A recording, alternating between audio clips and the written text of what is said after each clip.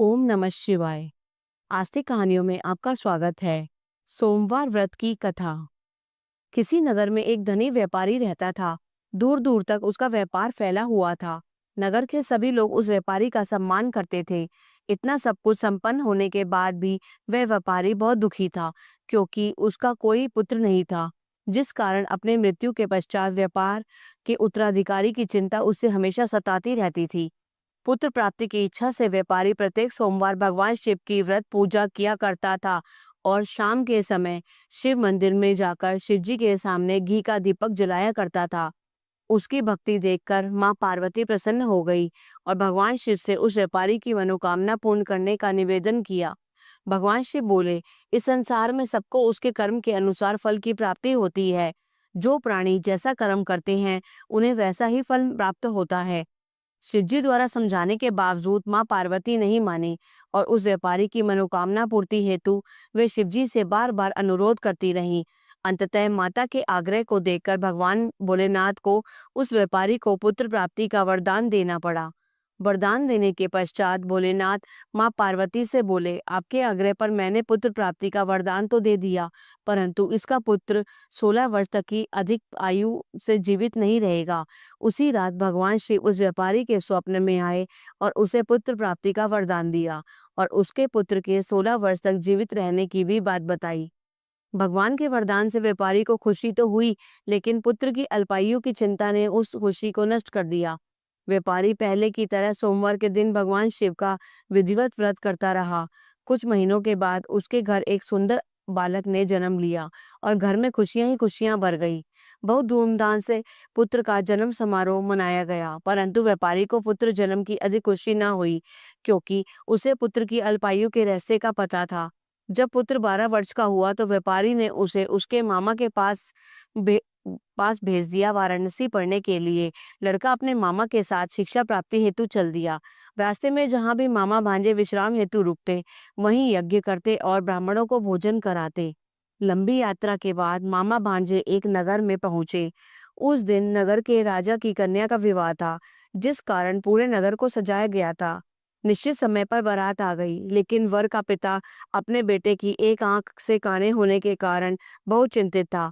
उसे भय था कि इस बात का पता चलने पर कहीं राजा विवाह से इनकार ना कर दे, इससे उसकी बदनामी भी होगी। जब वर के पिता ने व्यापारी के पुत्र को देखा तो उसके मस्तिष्क में एक विचार आया। उसने सोचा, क्यों ना इस लड़के को दूल्हा बनाकर राजकुमारी से विवाह करा दूं। विवाह के बाद इसको धन देकर विदा कर दूंगा और राजकुमारी को अपना नगर ले जाऊंगा। वर के पिता ने लड़के के मामा से इस संबंध में बात की। मामा ने धन मिलने के लालच में वर के पिता की बात को स्वीकार कर लिया। लड़के को दूल्हे का वस्त्र पहनाकर राजकुमारी से विवाह कर दिया। राजा ने बहुत सारा धन देकर राजकुमारी को विदा किया। शादी के बाद लड़का जब राजकुमारी के साथ लौट रहा था तो वह सच नहीं छिपा सका और उसने राजकुमारी की ओढ़नी पर लिख दिया, राजकुमारी, तुम्हारा विवाह मेरे साथ हुआ था।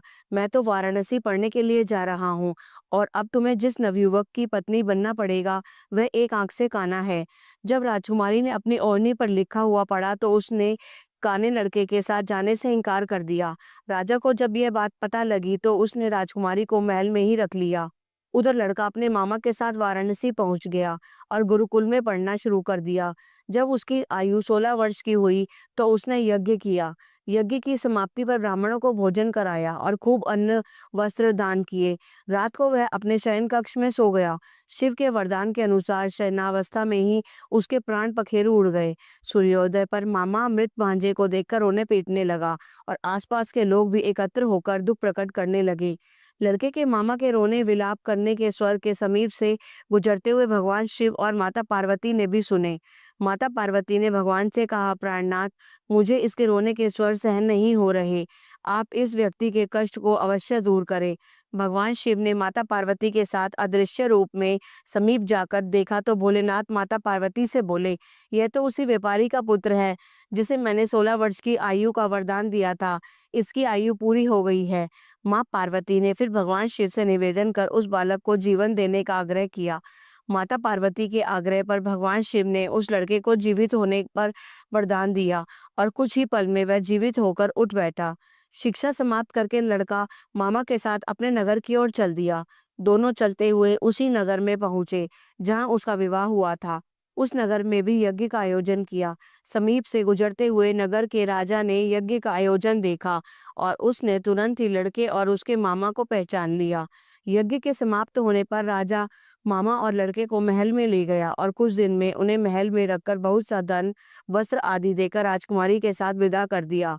इधर भूखे प्यासे रहकर व्यापारी और उसकी पत्नी बेटे की प्रतीक्षा कर रहे थे। उन्होंने प्रतिज्ञा कर रखी थी कि यदि उन्हें अपने बेटे की मृत्यु का समाचार मिला तो दोनों अपने प्राण त्याग देंगे। परंतु जैसे ही उसने अपने बेटे की जीवित वापस लौटने का समाचार सुना तो वह बहुत प्रसन्न हुआ। वह अपनी पत्नी और मित्रों के साथ नगर के द्वार पर पहुंचा। अपने बेटे के विवाह का समाचार सुनकर पुत्र वधू राजकुमारी को देखकर उसकी खुशी का ठिकाना ना रहा।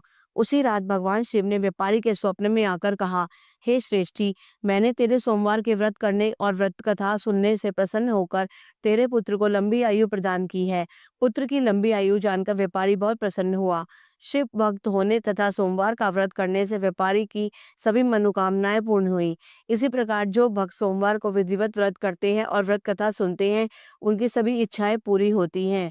बोलो शिव शंकर भोलेनाथ की जय। माता पार्वती की जय। जय श्री श्याम।